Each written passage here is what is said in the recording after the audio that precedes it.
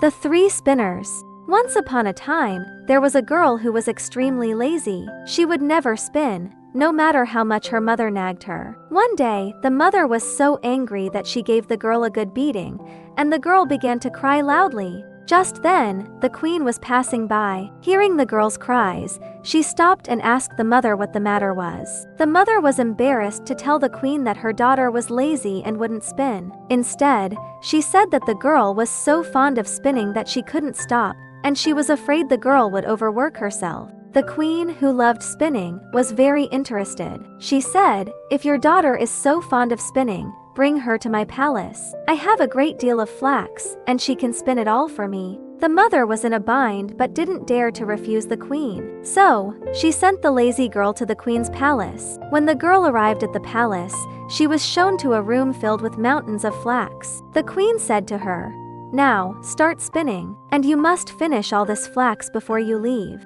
The girl looked at the huge amount of flax and was terrified. She sat down in the corner and started to cry again. As she was crying, three strange women entered the room. The first woman had a very broad thumb, the second had an extremely long finger, and the third had a very large heel. They asked the girl why she was crying, and the girl told them her sad story. The three women felt sorry for her and said, "We'll help you if you promise to invite us to your wedding and introduce us as your aunts."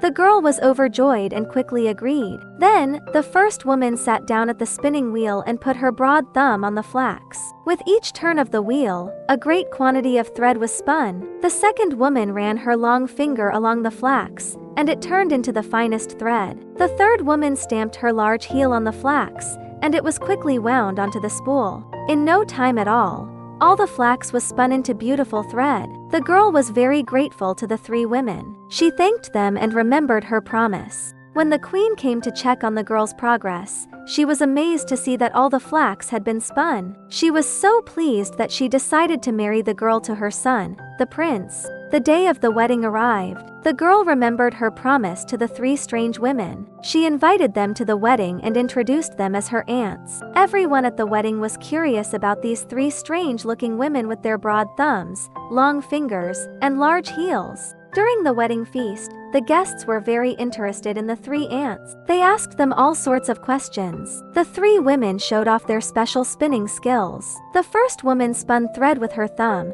the second with her finger, and the third with her heel. The guests were both shocked and impressed.